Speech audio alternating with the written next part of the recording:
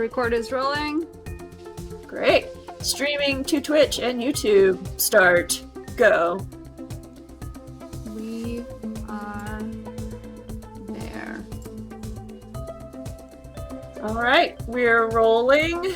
So time starts now. Mark. All right. It's dance and music. It's really hard not to dance to this music. It is really hard not to dance to this music. I'm gonna click some buttons while you do it. No, go ahead. Let's do Okay. and then I'll click some buttons. Okay. I mean, you can click some buttons while I do the thing, but I'm Ford. That's Sky. She's the one clicking the buttons. So these are obviously not our real names. These are our superhero names. We want to protect the innocent. No, that's not. Anyway, no. Superhero names. Superhero names for us. We want to protect. Yes, we want to protect ourselves. I like a good separation of church and state, or I'm also fiercely private. So superhero names. Okay. So with our powers combined, we are the writing partnership of L. Skyford. Welcome to Booklandia. Here, we're going to geek out about literary topics. I won't say only, because who knows what'll happen. We could geek out about other things. But we're going to talk our reading lists. We could bring up our old school classics. We could be dog bombed right in the middle of this right now. That's what's happening. Oh, here she comes. Oh, kisses. There we go. Right. There's the dog bomb. Now we've taken care of that too. Right on cue. More kisses. Right on cue. She's very hungry for breakfast, and she's going to be sorely disappointed. All right, we're going to talk tropes and character types. We're just going to talk all the things. We're going to stay in the romance genre today. So, get comfortable in that headspace. You can follow us on Twitter at SkyfordL, on Instagram at l.skyford. And if you're interested in our book, head on over to the website lskyford.com. No dot, so just lskyford. Plus, if you want to watch our faces do this episode, follow us on Twitch at lskyford. Again, no dot. Or over at YouTube at l.skyford. So dot to dot or not to dot is the question. I made it super easy for us when I was signing up for all of these accounts. You sure did. I tried. Oh my goodness. Apparently our co-anchor is going to be Beckett. She is here with opinions. So many opinions. All right. That works out just as well. All right. So firstly, this and every episode is going to be chock full of oversharing and spoilers for the books we're discussing. Today, we're going to talk not about one, but two different books. So for the first half of the episode, we're going to talk about Wrong Guy, Right Room by Michelle Angelle. And for the second half of the episode, we are going to talk about Mangoes and Mistletoe by Adriana Herrera. But first, shall we check in? Please. Was that the smoothest transition we've done? Maybe not.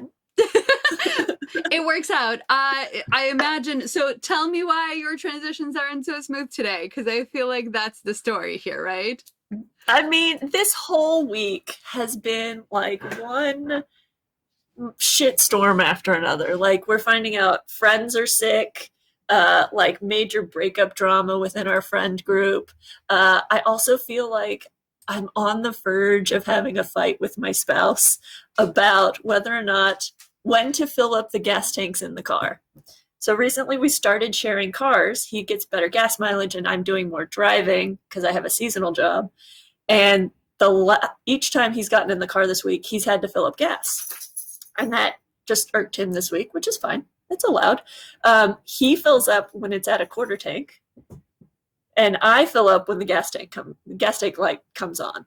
And so now we're having to navigate around this. And we started having the conversation this morning. And my argument was, I'm doing a lot of changing right now. There have been some other things that have irked him during quarantine that I'm working really hard on. this is just me. You're asking me to undo 15 years of habit. So how about we just go back to driving our separate cars? Because that's the easiest option.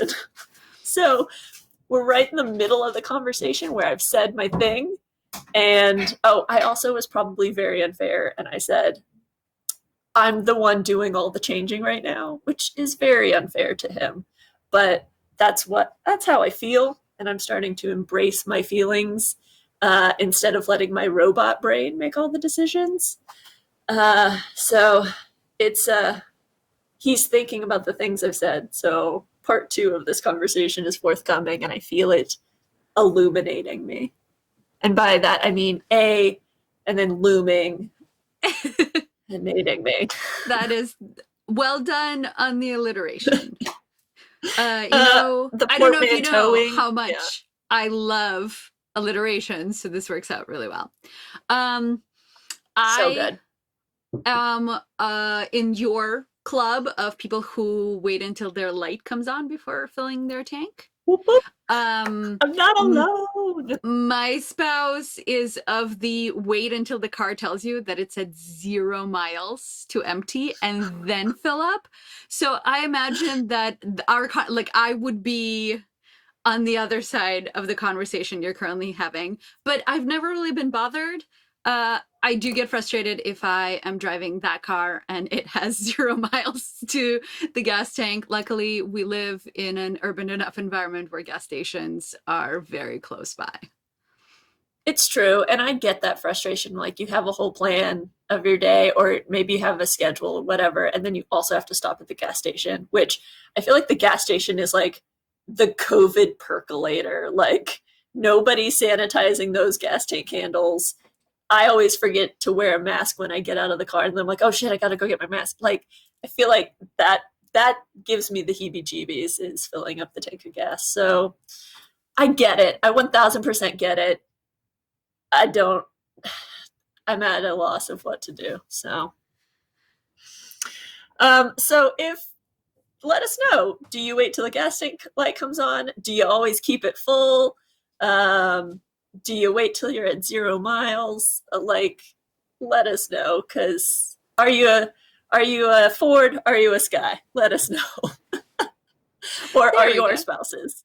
Or are you our spouses with their decision making processes?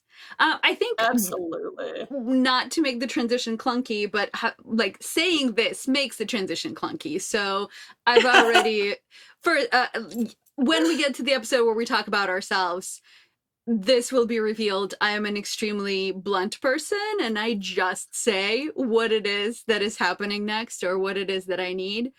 So no one who prefers sugarcoating is really a person that I have ever been successfully involved with for a long time.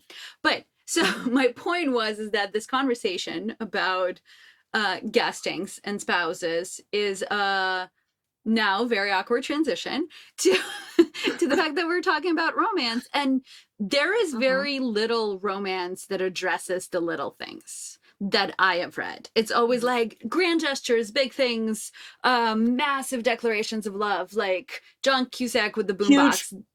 yeah, huge life changes. Huge life changes. There is very little about who filled up the gas tank, but I feel Yeah. like there's a niche for that. Like we might be onto something here. Well, in our book that we're trying to get out there, a fight about the shoes in the hallway, The which fight. is a real fight I've had. It is definitely a fight I've had about the shoes in the hallway and whether or not one put the shoes away or not. I had 4 pairs of shoes out beside the shoe bench yesterday, and I go, oh, I better put these away or I'm going to get in trouble. So it's like, blink. I See, slid 3 pairs in and left 1 pair on the floor. Put away shoes is like it's a super nice thing that no one really thinks about, but it's such a it's just tiny acts of consideration. Truly, right? It does not have to be about shoes. It's about the fact that you consider that the other person in your life or other people in your life might trip on your shoes. Sure, or hate to see them strewn about in front of the door when they come home. For me, I think the big thing is I'm an only child, so like I'm having to learn to be considerate as an adult, which is super weird. I feel like I should have learned this already. Why am I learning this now? I did have a lot of rules based on my behaviors being mimicked by my younger sibling. Yes. So there was a lot of, you should do this because if you do this properly, then your sibling will follow suit. So yeah, I do think there is something to that. Yeah. And also not being a parent. Like there's no one looking up to me. So in your sibling life, but also in your parent life, there's no one watching me except for my spouse, who I consider my equal. And so it's a whole that too. Yeah. If I want my kids to put away their shoes, I have to put away mine. If you want your kids to fill up the gas tank, you gotta eventually. I have to show them how. They are all in on the gas tank. They want to. They would prefer. They're very car centric, so that makes sense. I mean, yeah, we're considering where we live. All right. Should we talk a little bit about drinking? Our logo promises that we are with wine, but what I've realized is setting our recording timetable to 10 a.m. really messes with my drinking, and I am not so comfortable with that. I completely understand. I appreciate you doing this. For our listeners out there, I have a seasonal job, which I will talk about later in the episode, where I work an evening shift. So we've been forced to record in the mornings instead of at night. So I appreciate you're not drinking. I won't be drinking since I'm going to work, but I was thinking about what drink would go well with Wrong Guy, Right Room. A little bit about the book is that the two main characters are locked in a hotel room together. So that's all I will say for this drinking section. My book related drink, anything in a tiny bottle. That's my pitch. Drink your minibar steals from airports or whatever you've tucked away in the back of your alcohol cabinet, and just start sipping. Crack those open. Very nice. Well, my drink for mangoes and mistletoe is something that, so I did not know about this drink. This is entirely not part of my culture, but I'm excited to try it because it sounds like a drink I would enjoy. And I'm gonna put it out there now. All conversations in the second half of this episode about this book will also mean that I will be destroying parts of Hispanic culture because I cannot pronounce the words. They're so solidly not part of my vocabulary. And so I apologize in advance for all terrible mispronunciations. I think the drink is called... I will do my best to correct you. And okay, good. I will also do my best for my dog not to drop her bone right beside me for the rest of the episode. That's awesome. So I think the drink is called Coquito. And it is so it's coconut milk, coconut cream, rum, and cinnamon. Now, I'm not a huge fan of sugary drinks, so for me this would have a lot of cinnamon and maybe some nutmeg too. So basically it's like a non-dairy eggnog is what I understand of it, and I actually have all of the ingredients and I was gonna make it. Well done, Beckett. She would like to try some dog with drink. Dog with drink, dog with bone will podcast. Excellent. So I feel like this is a drink I would enjoy. I was fully prepared to make this drink and to try this drink, but again, 10 a.m. So instead, I made Mexican hot chocolate because that is also in the book, and it's delicious and it's spicy and it's a thing that is for me better than the super sweet hot chocolate. Coco Caliente Chocolate, something like that is what it's called. Oh, okay. Can't remember. Thank you. You're welcome. In the book, they call it a Mexican hot chocolate, so I actually didn't look up the Spanish word for it. But it's delicious and is like the sweetest thing I can handle. After that, it's all downhill. Yeah, because no sweet drinks for me. it's cloying, it's a thing. So I like spicy things, and so this was all perfect in terms of heat for my drink choices.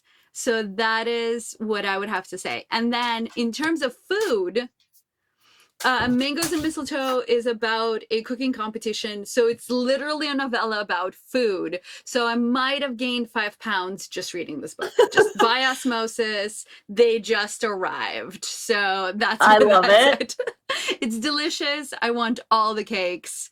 I want all the cakes. I want to try all of them. And there's a lot of conversation about passion fruit and guava, which are currently not an option because it's winter time, but I'm into it. I'm very much into it. So those are my food and drink things. Yeah, if I had to pick a food for Wrong Guy, Right Room, they do have, I mean, they get some room service. They get bad room service, which is pimento cheese sandwiches. They get great room service, which is eggplant parmesan. So, if you're a person who's into eggplant parmesan, that would be my recommendation. I have very strong feelings about eggplant parmesan, but we don't have to get into that. What's the elevator pitch? I'm interested now. Okay, so the elevator, I know, I'm sorry, I've hooked you. So the elevator pitch on eggplant parmesan for me is I don't eat meat. And so in the time when I was going to a lot of friend weddings, which has sort of subsided now, but there was a lot of friend weddings for like a 5-year period. And the vegetarian option at every single one of those was eggplant parmesan because that's like, everyone thinks that that's the greatest plan. And though I agree with that plan, once I start to disagree with that plan when I've had it 10 times, right? Like when every reception I arrive at, it's like the rubber chicken, but for vegetarians. Yeah. I mean, wedding food is a whole thing we could probably talk a whole episode about.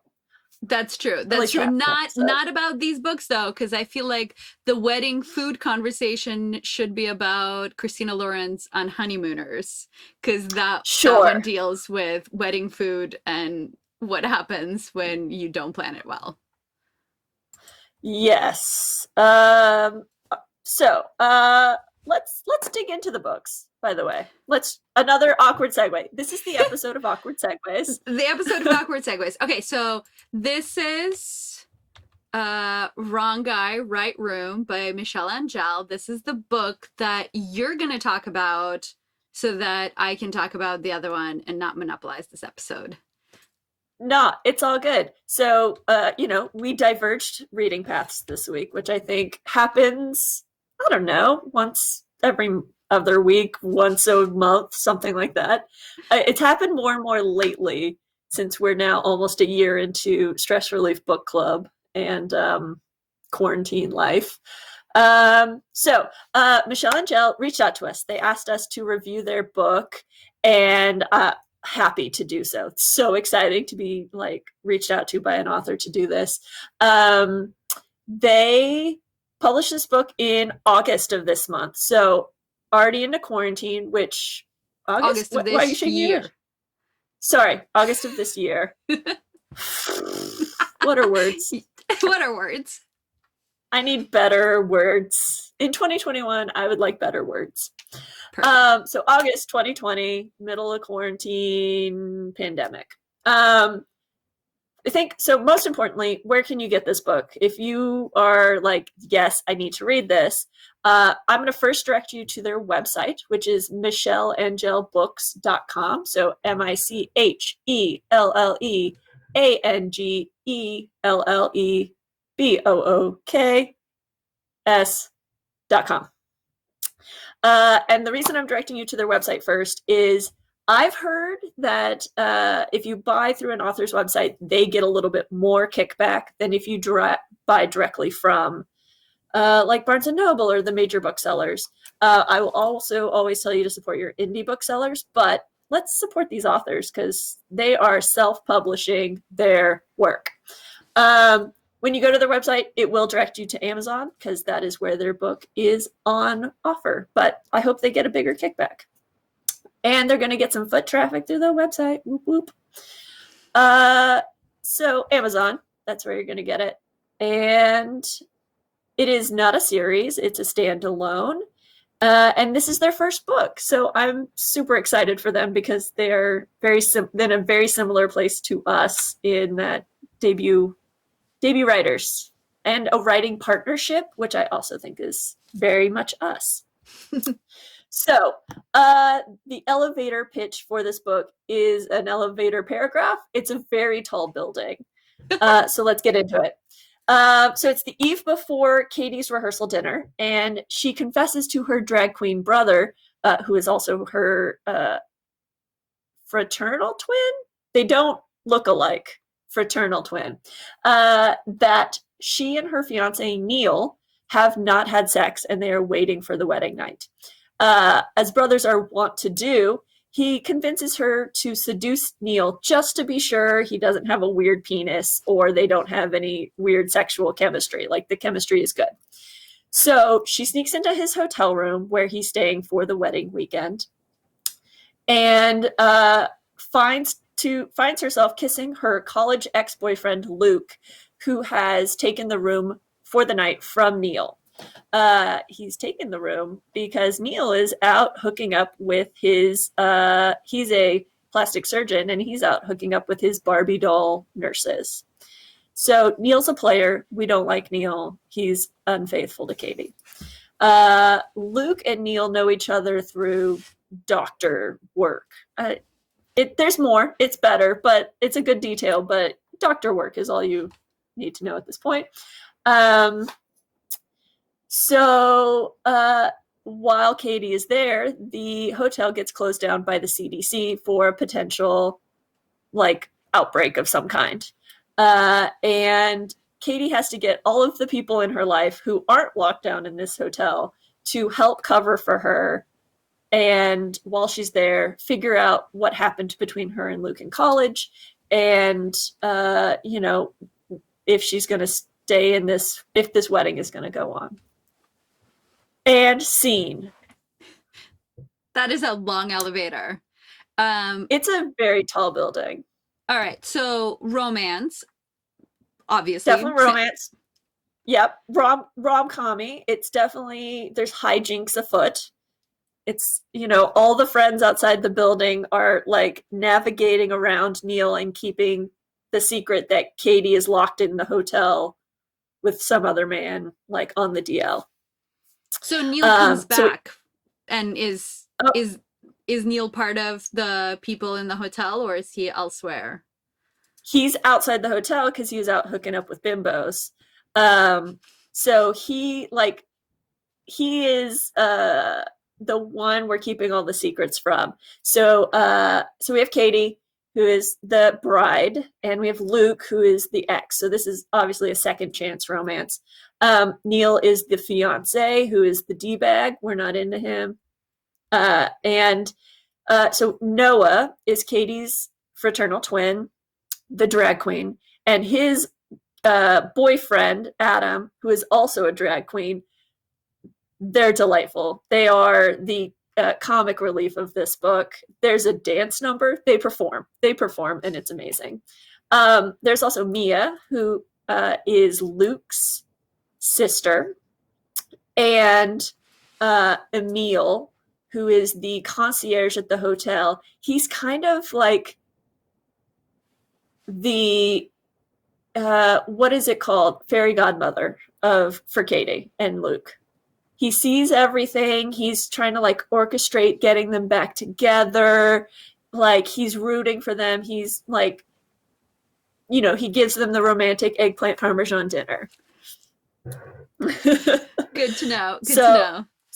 Yeah. So Adam and Noah and Mia are out there in the real world trying to keep Neil from finding out that Katie is locked in the hotel room. So they put up a plot that she got food poisoning or she's sick. So that's why she's not going to their rehearsal dinner.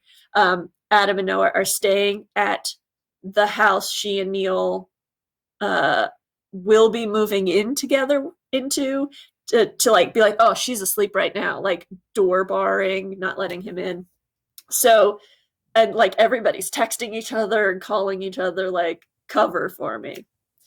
Um, so yeah, that's the basic, deal of the book. It's got some tropes. I Tell also me, may have please got tell me I about them. I may have gone online to look up, a complete list of tropes and been like, oh, there's a few more than even I caught on. Since Katie and Luke are locked in this hotel room, only one bed. Definitely only one bed. And I mentioned that it's a second chance romance because they dated in college. Uh, I like we use this trope a lot, or we refer to this trope a lot. The pesky sibling, the sibling who is helpful in like cute, harmful ways. They just want to help, but man, they're gonna put you through it. Forced proximity, because Luke and Katie are locked in the room. The CDC, and we shake our fists. Um, Everyone can see it, so everyone can see that Katie and Luke are supposed to be together. They're the last to know. Everyone's in denial. Like that string of tropes is strong. The force is strong here in this book. And then just dealing with scars from the past. The reason that Katie and Luke broke up in the first place. And them navigating past all that. I liked the tropes in the book. They were done very straightforward. They were very clean, and they were all done with reason. So nothing was like forced in. Nothing was like off the beaten path. Everything was very like straightforward in the Are we tropes not doing department. phrasing anymore? I mean, Nothing was what's forced the in. right? Nothing was forced in. Everything was consensual. Okay, very good. Consensual tropes here. I like that a lot. Consensual tropes. Very nice. Only consensual tropes. Um, so yeah, so that's the overview, everyone. That was just the overview. Um, let's get into what I liked, pros and cons on the Yes, book. please. Do you want to start pros? Do you want to start cons? I'm gonna let listeners choice. Oh boy. Pros, please. Great. So all of the characters in this book were people, except for Neil, were people I would be friends with. They were all very real, grounded people, relatable humans. Who doesn't want two drag queens as their friends? If that's not you, I'm sorry. Drag queens are amazing. I second that entirely, having those friends in my life already. They are amazing. They're incredible. I loved Emile, the concierge, the Deus Ex Machina fairy godmother of the book. He's French, so you're reading a French accent, which is. I'm sort of imagining the Gilmore Girls concierge. That is perfect. I didn't know who I was picturing, but that's the yes. You are dead on. You're Okay, dead very on. good. I wonder if that was the inspiration. He is my favorite with his deadpan deliveries, but I wonder if that's what it was. Yeah, Emile is not quite snarky, but he's very like he sees everything and he's very like kind-hearted, open-hearted. He's like, I'm so sorry, like, oh, I must have misunderstood. He has that very like genuine care about him. That I and would he just not makes say the things same. happen. I would not say the same of the character in Gilmore Girls. True, but like the French accent, I also did picture him as being a person of color, so that feels right on.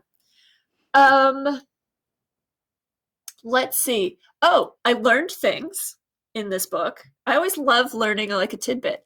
So I learned that lobsters mate for life, which I'm very happy I don't eat lobster because that would make me very sad. I was like, what other animals mate for life? Penguins. Okay, we don't eat penguins. Wolves. Wolves. We don't eat wolves. So, like, lobsters mate for life. You're eating someone's soulmate, and that's just That got me a little depressed. Well, you're preaching to the not eating lobster crowd, so it's Sure. totally fine. But "You're My Lobster" is from something. It's a reference. Maybe Is it? Friends? Yes. Mm. Yes. Oh, now there's gonna be like letters telling me who it's really from. But Yeah. yes, "You're My Lobster" is a reference. Someone knows this reference. I will Google it and figure it out. But yes, lobsters made for life. Um, and yeah, it's a little depressing if you accidentally eat someone's soulmate. Yeah, Yeah. agreed. Please don't eat someone's soulmate. Also, my dog just farted and it smells like Yellowstone National Park right now. Oh my goodness. Okay, the other thing I learned is, and tell me if you know this Hebrew word, ahuva? I don't. I Ahuva? saw it. I saw it in your notes, so I Yeah. really want to know. This also tells you how extremely Hebrew knowledgeable I am. So please fill me in. So it means like darling one, dear one. I can't remember exactly how they defined it in the book, but like the person I care for. That's what ahuva means. So I thought that was kind of cool. Um, Again, like I think my favorite part is watching all of the side characters dance around um the issue, hiding from Neil that Katie is locked in this room.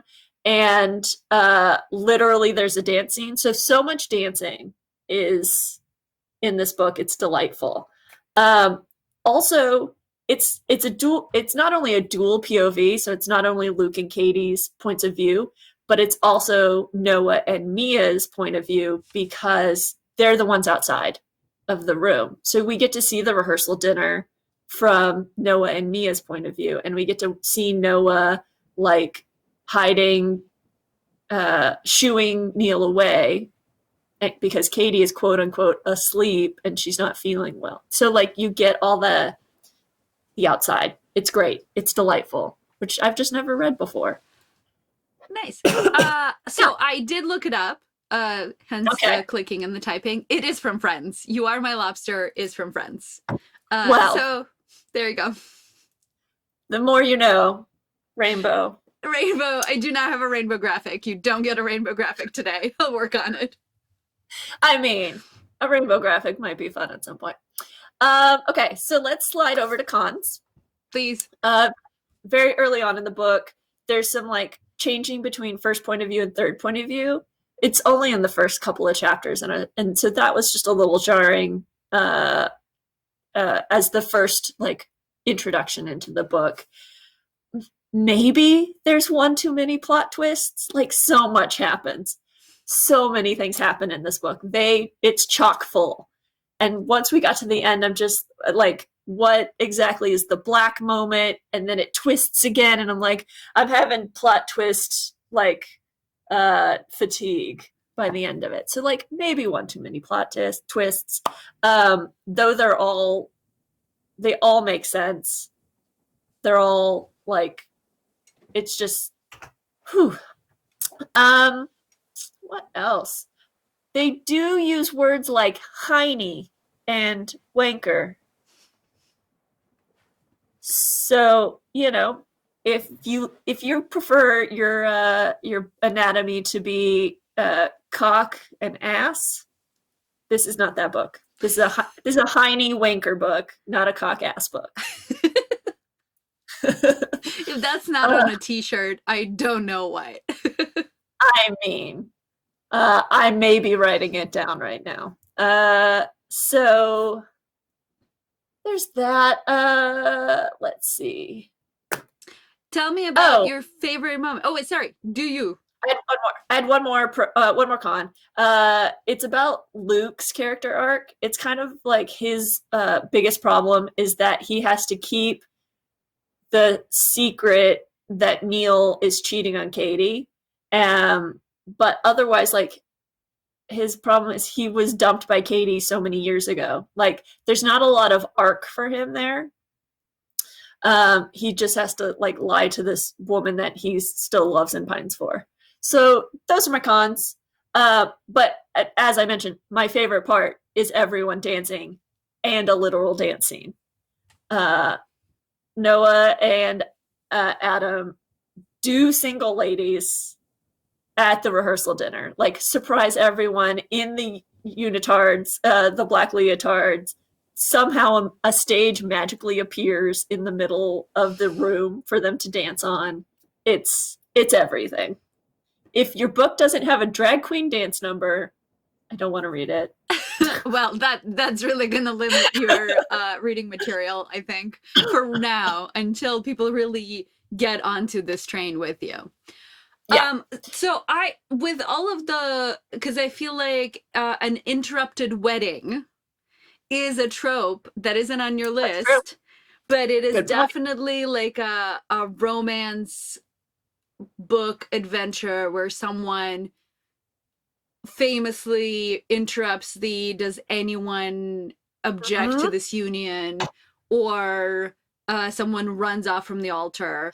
This Runaway bride. Right, runaway bride. I mean, Four Weddings and a Funeral, runaway bride, and this is just movies, right? The books on this subject are so much bigger. The pile of books on this genre are so much bigger. So I always wonder, particularly when the entire thing sort of resolves in the few days around the wedding, rather than like in Four Weddings and a Funeral, it takes some time. But I always wonder what, like, as a person who's gone through several weddings, what it's like to walk out there and be like, people of the world who have traveled here to see me and have eaten the eggplant Parmesan.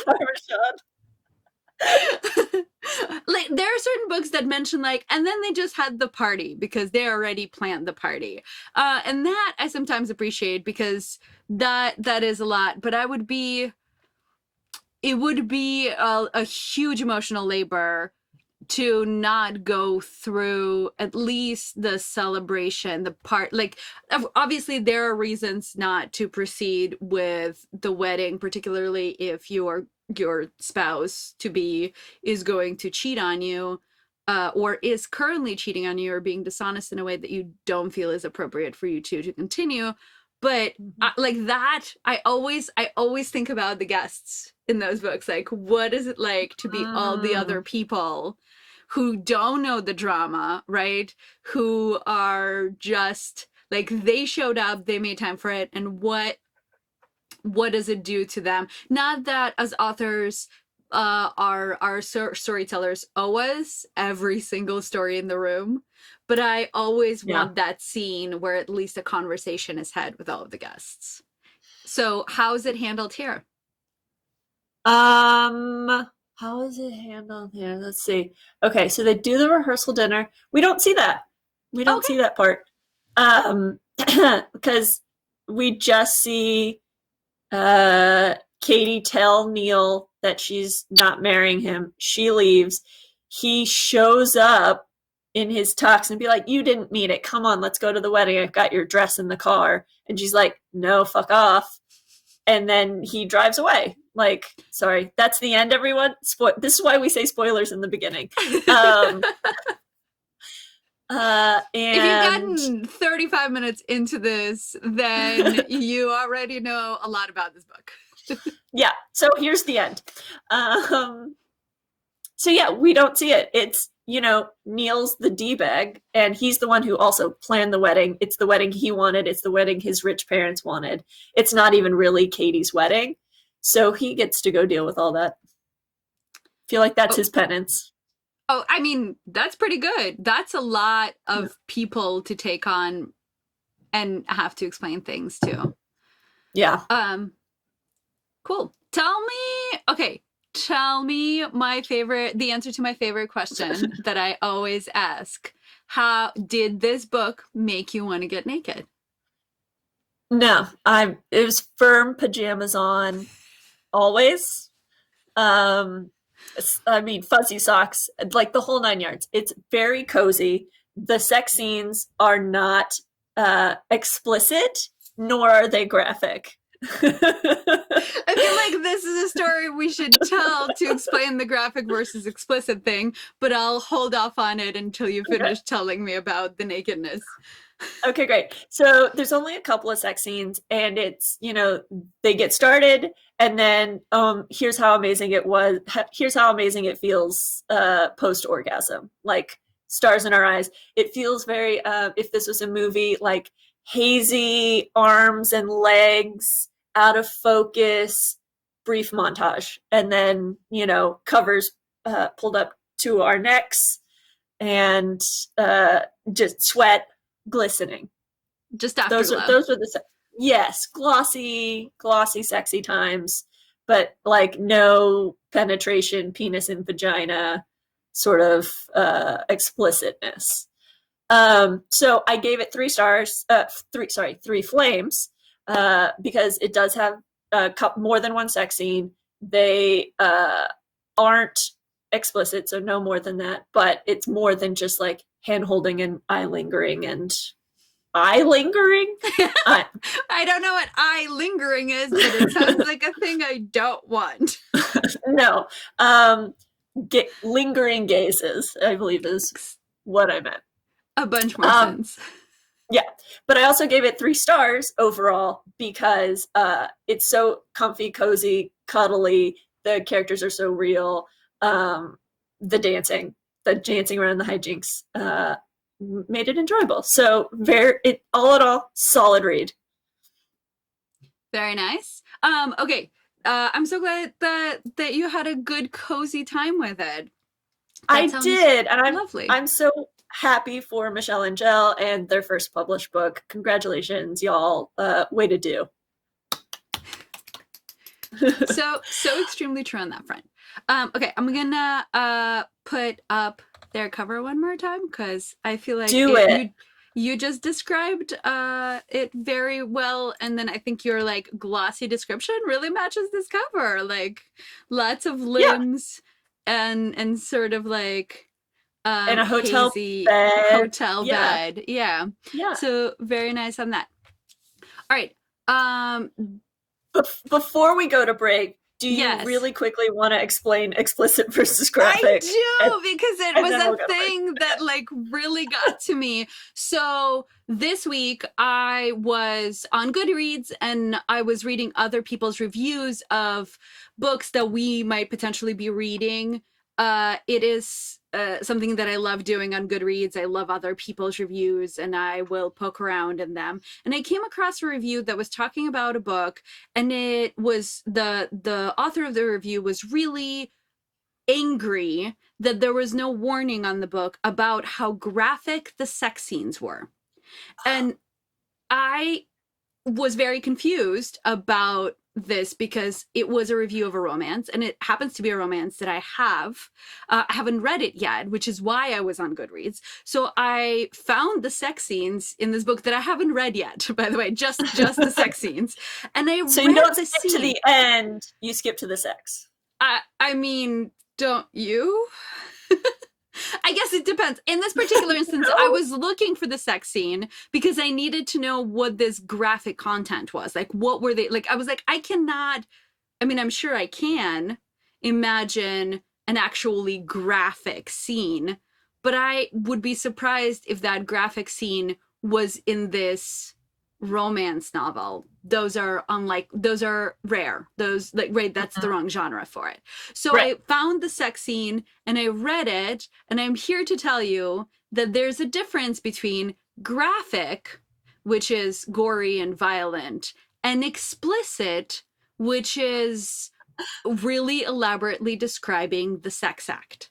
And this book contains explicit sex scenes, but they are in no way graphic because all of the usual natural fluid exchanges occur, and Right. it's missionary with some head and But wasn't it some or also virginal? So, like, is there any like hymen bleeding? there's a moment in which she experiences pain and he is aware of it, but there is not even like an after mention of the blood being present on the sheets in their lives, like none of that. So even that, which would be the most graphic moment of that scene, Yeah. not not there. So there's a difference between graphic and explicit, and I have been on a tear about it all week long. It's been a delight to watch the play-by-play from Sky about graphic versus explicit. I'm Now just you saying. know. Next week we'll cover then versus than. And on that moment, let's take a break. When we come back, Sky's going to talk the whole time, and it's going to be about Mangoes and Mistletoe by Adriana Herrera. Did I say her name right? I don't know if it's Adriana or Adriana, so Dang even it. her name is going to be incorrectly pronounced because I'm that person. And again, Yeah. I apologize in advance. That is a thing I can look up in the break. Great. So when we come back, you're going to get pronunciations and a whole lot of cute lesbian short story time. Goodbye. Well, not goodbye. Come back in a few minutes. Come back in a few minutes.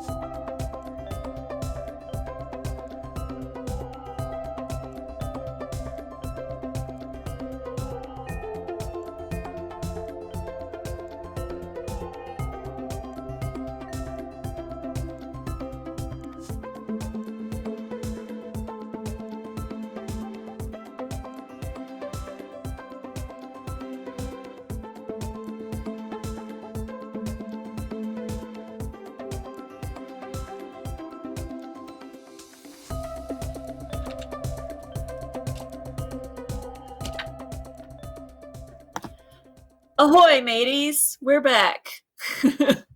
We All are right. back. It's time to hear about Mangoes and Mistletoe from by I did not find it. I really hope I'm right, but I think it's Adriana versus Adriana. Okay. By Adriana Adriana. Herrera. Great. Amazing. I yield the floor.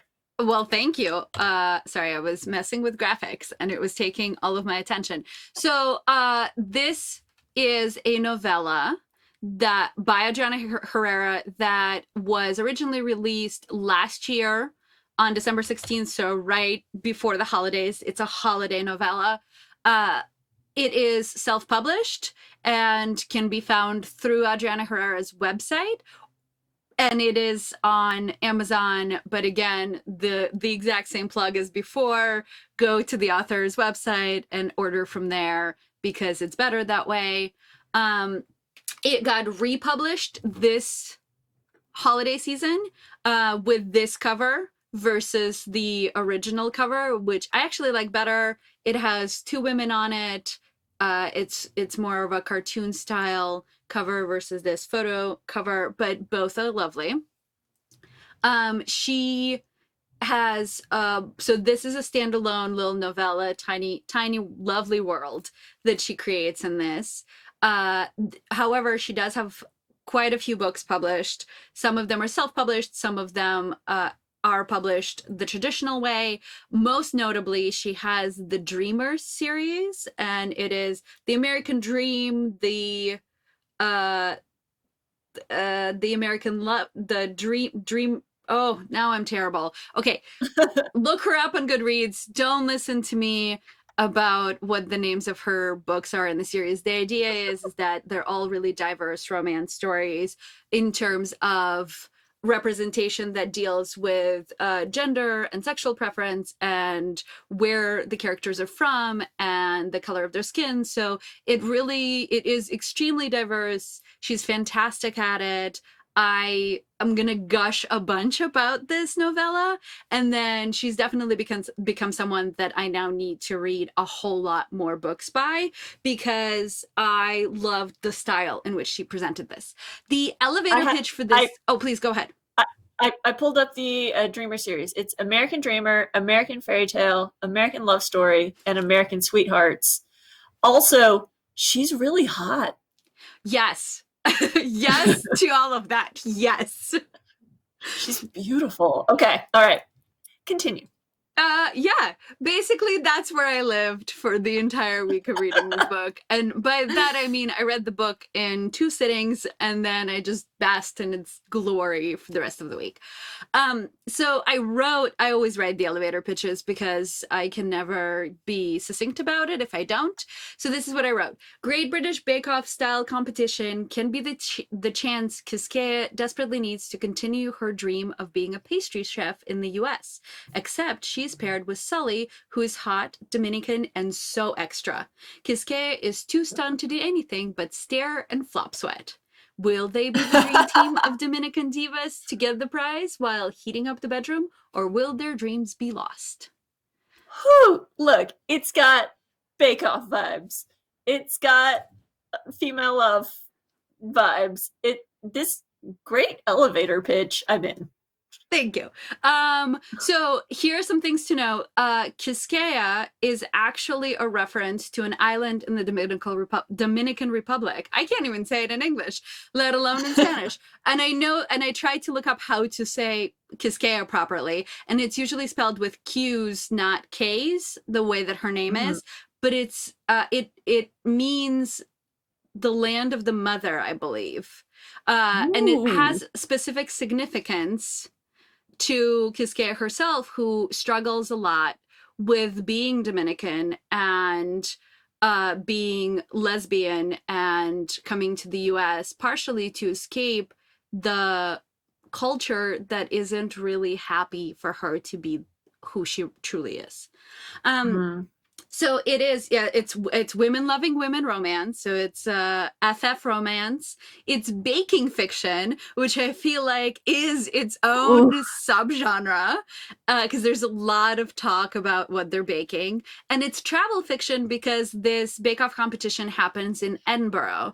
And for those who don't know, Edinburgh is actually Ford's and I must travel destinations that has not happened yet. So just Edinburgh itself, and they go to the Edinburgh Castle. There's a lot of conversation about how green it is everywhere.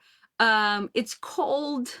There is because it's winter time, they're doing this around Christmas, so it's very Christmassy. So there really are not that many characters. It's a novella. It's a pretty tight world.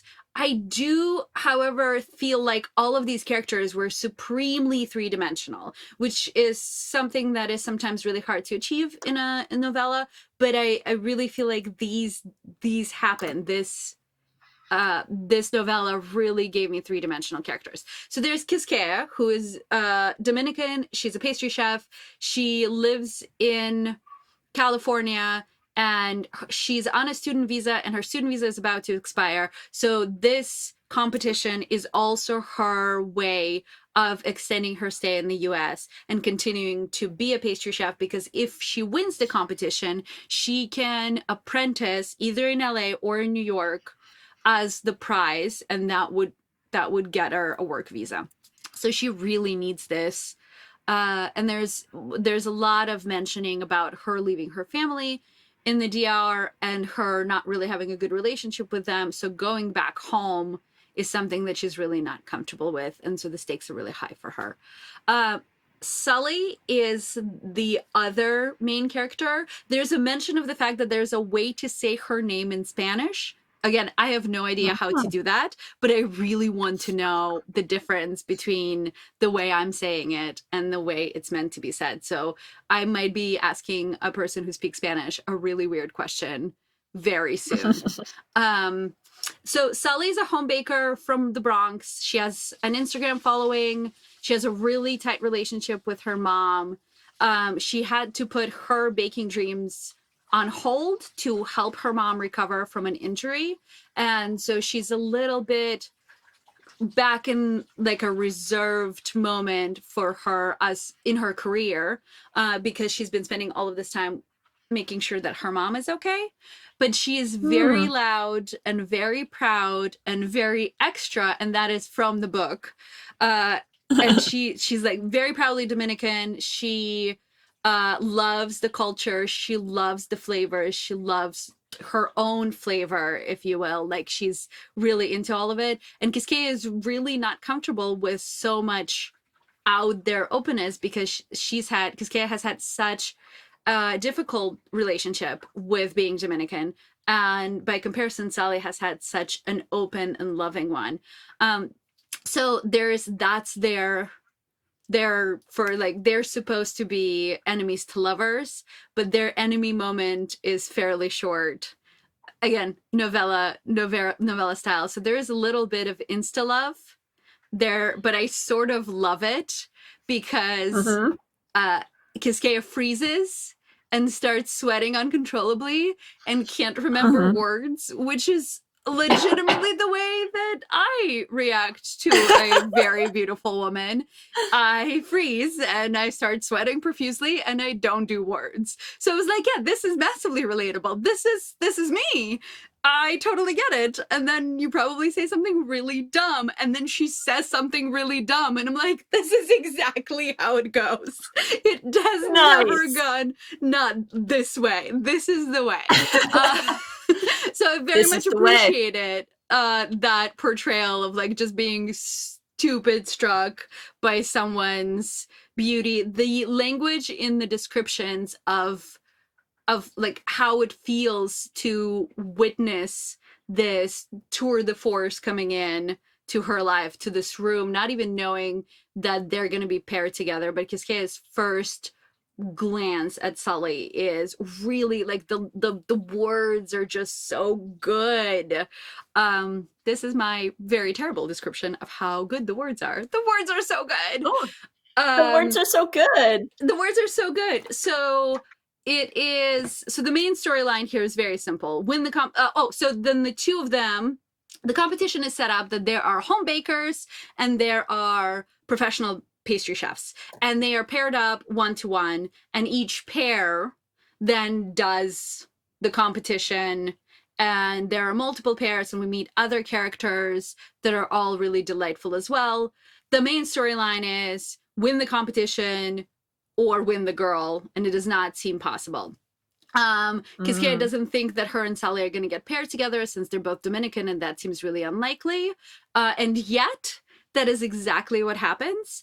The other pairings Hmm. are there is a set of characters. There are two gay men that are also insta loved, and I would kind of love to read their storyline, but because it's adorable. But they meet and they immediately are like, we want each other, thank you very much. And it's lovely to see that kind of honesty and it still be light and flirtatious. So the two men get paired. There is another pair that one of them has a disability. We don't really get into a lot of it, but I love that she's still competing and doing really well. And they are a pair. And then the last pair is called the Beccas because there are two Beccas. One is Rebecca with a K, and the other one is Rebecca. No, one of them is Rebecca with a C and an H, or one of them is Rebecca with a K and an H, and the other one is Rebecca with a C. They explain it to you. They're called the Beccas, and they are literally the mean girls from Mean Girls. They Got it. love their shopping and their hate. Oh, And great. Okay. they right, and they do all the terrible, horrible things. They're just the mean girls. If there was a burn book, they would have it. So I Great. kind of loved it, Cool. and that they're the Beccas. It might be a Heather's reference because they're the Beccas. Mm. I don't know if it's Mhm. referential or not, but I loved it nonetheless. And their vibe, like their evil stepsister vibe, is on from the get go. You're like, yeah, no, not touching that. So that's really fun. You sort of have the bad guy right away, and you sort of have the love interest right away. They do get off to a rocky start because they do get paired together, and Sully wants everything to be so very Dominican. And Quisqueya really wants to be very traditional and very French because she's so set on winning this French pastry competition. There's a lot of conversation about what they're going to make. All of it sounds extremely delicious and way above my pay grade as a homemaker. So I'm very impressed about that. And then Sully's mom is the mom you want, I assume, in every scenario. She befriends the Quisqueya before they're officially an item. She roots for them with her entire soul. And she's just, even in the black moment, she still moms Quisqueya. She's still like, you know what, you got this, you guys will sort it out. But she still shows up emotionally, even though she's not there in Edinburgh. She is the mom that will always feed you and will always give you a hug. And like she made me really cozy and mildly uncomfortable because they don't do hugging, but she was that mom. Like I was like, oh, this is so lovely that they have this support system, particularly because part of the thing that they talk about is how this particular culture is not very open to lesbians and lesbian relationships. So to have this mom who just roots for her daughter and loves her unconditionally and loves her partners unconditionally was just like, that's the height. Like, that's what you want from your parents, right? You want a parent who just shows up, and this mom shows up, and it was so great to see. That's awesome. Please stop me mid-sentence because my sentences will be so run on. I had such a great time with this book. It got into some serious bits. It talked about Dominican culture and their lack of acceptance and how toxic masculinity really drives that culture, what women are expected to perform as, that there are instances even where gay men are marginalized but marginally accepted into family life and family culture to the point where they can even bring their partners to family gatherings, and that seems to be okay. But lesbians are treated even less fairly than gay men by virtue of also being women.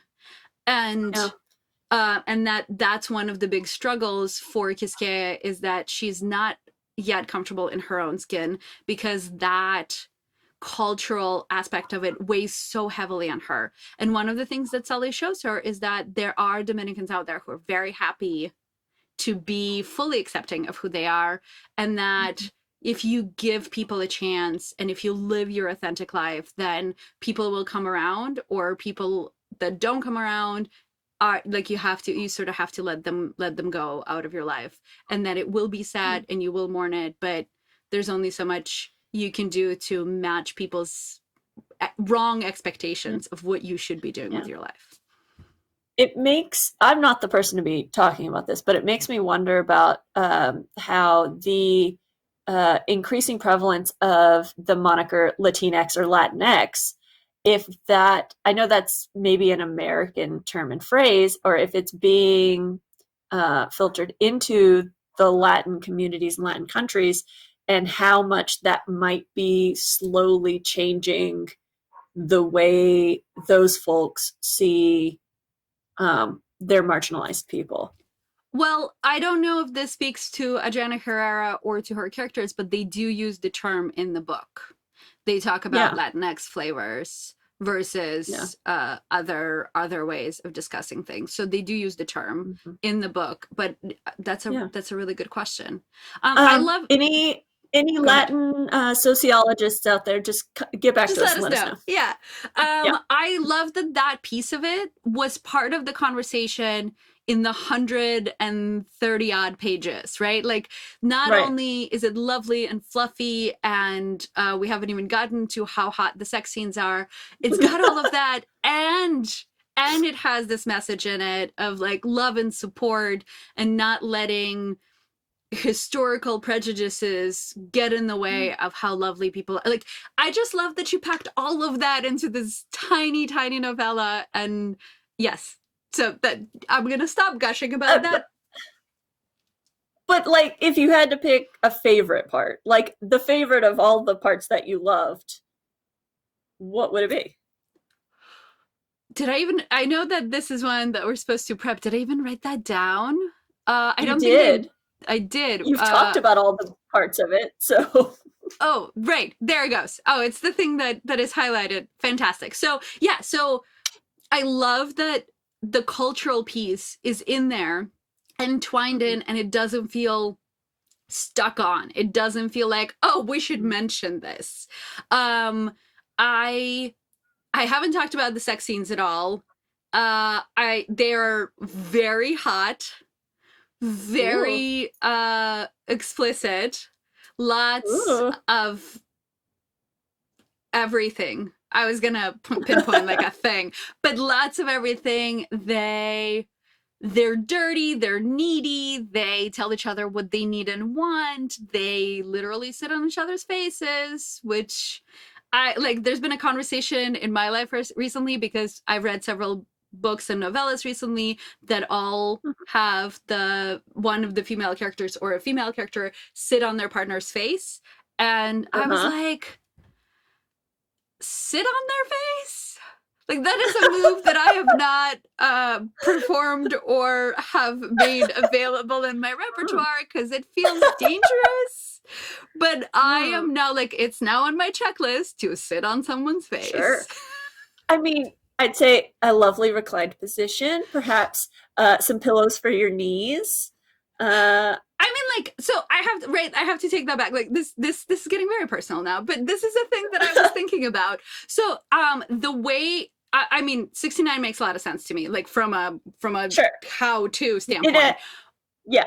Right, like the like mechanics of the that head make bits. sense. Yes. Yeah. Yeah. But in both of these books, the description is that you kneel on someone's shoulders, essentially, or past their shoulders, and like so you make an L shape rather than a 69. And that, like, putting your entire weight on someone, that seems like a thing I haven't, from a danger standpoint, explored. No. I think put your knees on a secure ground bed sort of location. Maybe you hook your feet into their armpits. I don't know. Bodies. I don't know. So now I have to, like, I'm going to take this as a manual and try it out. I have to. But you also have to spread to get low enough. So unless someone has like 4 foot wide shoulders, I think like place your knees somewhere more secure. Right, and I think a headboard is required. To stay. Anyways, it's so now I have to, because I was like, oh, this is a thing that's come up several times now. It sounds like a thing to try. It is not a thing I've done. I feel like I'm missing out. Now I feel like I'm missing out. Everyone else is doing it. Everyone in books is doing it. Everyone else is doing it. Why don't I sit on someone's face? Why don't I sit on someone's face? These are the thoughts that go through my head. So clearly this book has made me want to get naked, in case this conversation about sitting on someone's face didn't get you there. I wanted to be VV naked for this book. Or at least pantsless. Definitely pantsless. Yes. In our script, I wrote yes in all caps with an exclamation point, just to make an emphasis. So I give it 5 flames because that's the maximum number of flames. You know what? I feel like we've been very conservative with our flame ratings. A lot of books have gotten a 4, very few books have gotten a 5, if any. And I was thinking about it and trying to figure out how our rating system works here. But I feel like if there are toys, if there is like a certain amount of dirty talk, if there is really explicit how they get each other off, that is us. Like, what is going to be flamier than that, right? Like, what is going to be hotter than that? And this so this book had those. It has all of that. It has a lot of that. So for a novella, it has 3 fully described sex scenes and then 2 more that Ooh. are implied. So there's quite a bit of time that's spent in the one bed, which we didn't talk about in terms of tropes. So there's only one bed in this one one as better. well. Right? They had to sleep together. They are enemies to lovers in a very rapid fashion. They go to lovers very quickly. There is a gay best friend, which I don't know if that's a real trope or not, but I feel like the gay best friend features in a lot of books. It's like I have some theories on why that is a trope that exists. He's lovely. I very much like the best friend. I don't know that him being gay had anything to do with how lovely he was. But the gay best friend is the thing in here. And then like lovely mom. Again, not sure if that's a real trope or not, but like that security blanket in the back of your head that like no matter what you do today, there'll still be someone who will show up for you emotionally is Nice. that. So 5 flames. 5 flames. How 4 many stars because, and this again gets to my 4K. So it gets to my rating system. 5 stars are books. So originally I gave it 5 stars, and then I thought about it. 5 stars are the books in my world that are my forever like greatest books that I love, not just today, but today and a year from now and 10 years from now. So what I generally tend to do is I give books 4 stars, and if a year from today I'm still talking about it, I will go back and I will up its rating. Well, so it's almost like this one goes to 11. Right. Yeah. Exactly. We read so many books that if I were 5-star, I mean, also, who cares? I could 5-star all the books.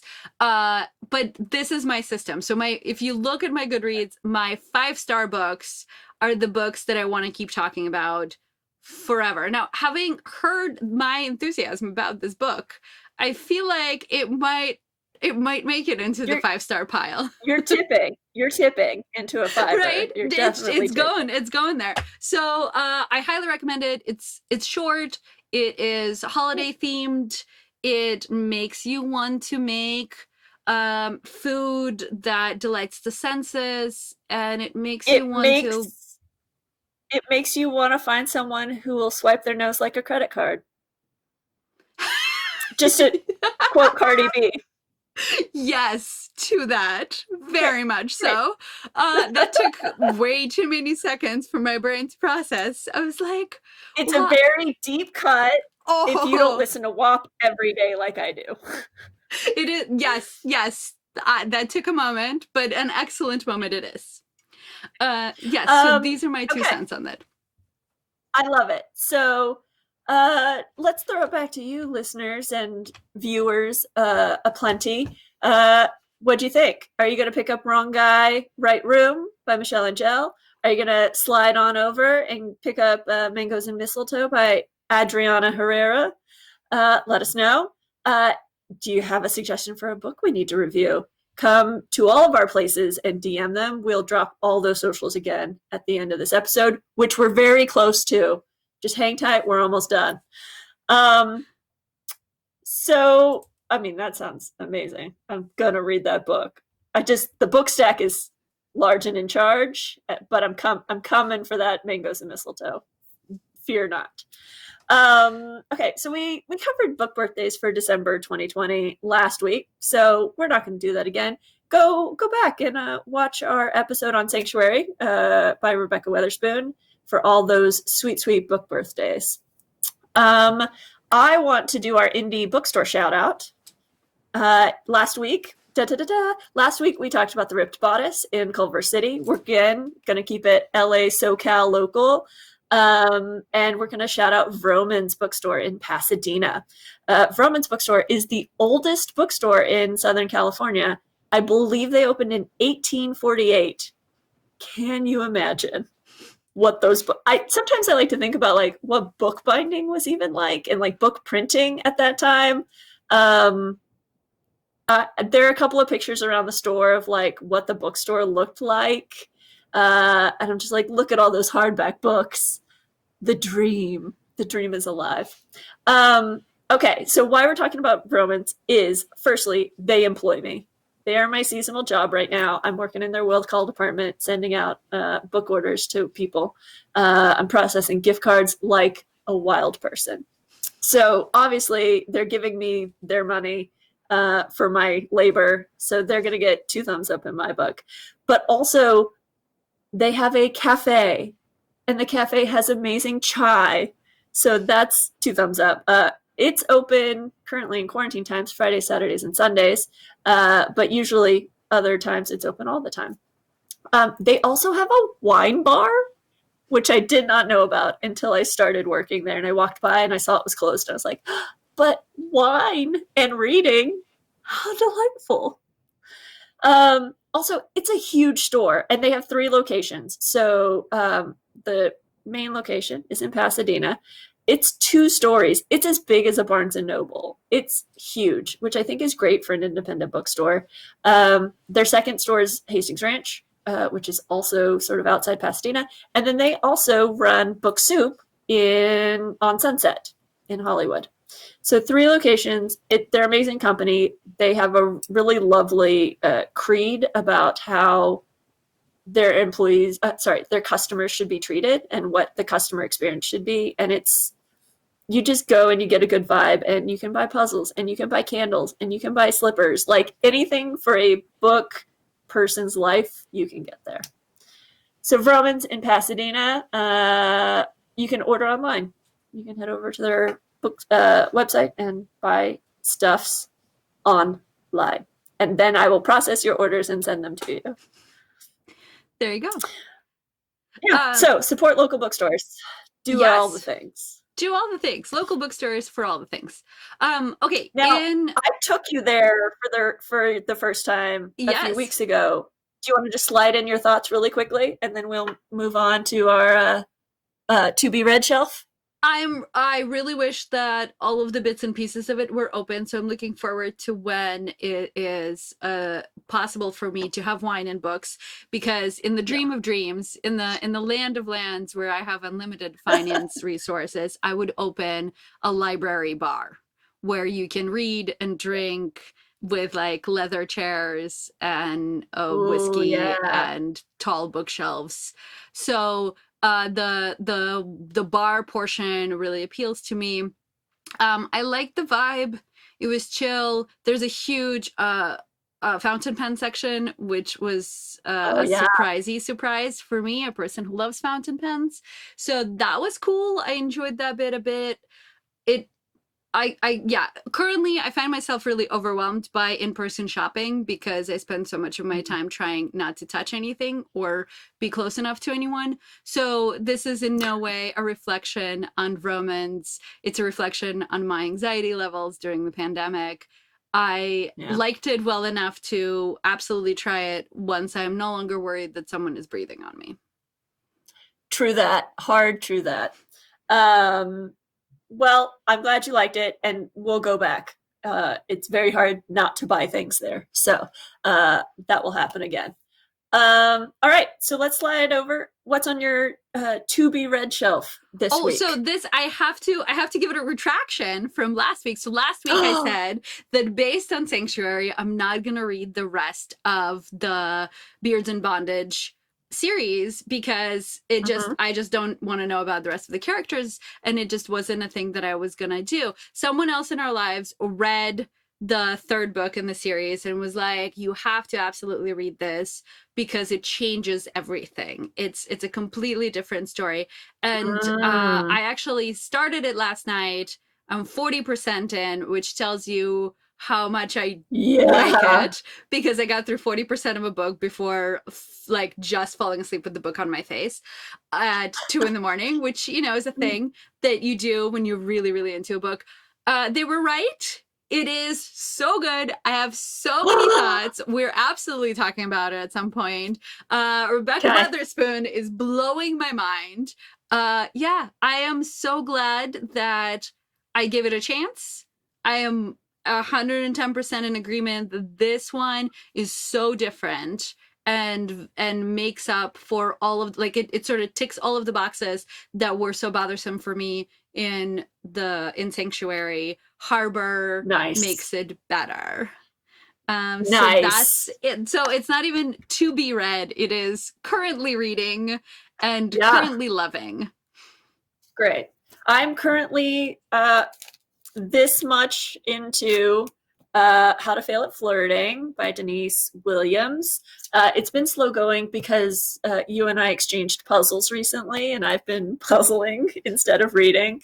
And also, two jobbing it at the same time. So I'm very excited to continue to push into this book this week and talk about it as well. So you're doing Harbor. Anything else? Anything else on the horizon? Book I'm horizon for you? also reading. I also started The Boyfriend Project. Partially Yeah. because it's our book club book this week, but I'm not gonna read it. that's okay. It's a even though I was the one that says I wish we could all read the same book again. I'm not reading this one. So I started it and then I put it down just because my curiosity about Harbor would not be abated, and so I will go back to it. The bits of it that I've read, I'm about 15% into that, were very good. So also a book that you might hear, well, you'll definitely hear about it in book club because we're going to talk about it. But yes, so that's the other one, is The Boyfriend Project. Cool. Let's see. I have picked up more books this week. How dare I work in a bookstore and not? So I got this one, Love is Letting Go of Fear by Gerald Jampolsky. Just to, do a little mental tune-up, little quarantine mental tune-up. It's got cartoons in it, so I'm not really worried about the lack of levity in the book. And then someone, Sky, picked up this book for me for Christmas, Write Naked, a bestseller, Secrets to Writing Romance and Navigating the Path to Success by Jennifer Probst. So I got some nonfiction on my shelf. I doubt I will get to those both this week, but I'm going to try. I'm sure going to try. That sounds amazing. So, yeah, so that's my bookshelf. I think that's any final last words? Anything else? No, I think I'm good. I think time to GTFO. Yes, please. All right. So if you liked this Adventures in Books and would like any updates on our upcoming projects, follow us on Instagram at l.skyford, on Twitch at lskyford, no dot, on Twitter at skyfordl, no dot. And also head over to our website, lskyford.com. I'm Ford. I'm Sky. And don't bother me. I'm reading. Don't bother her. She's reading. This was Booklandia. Have a good one.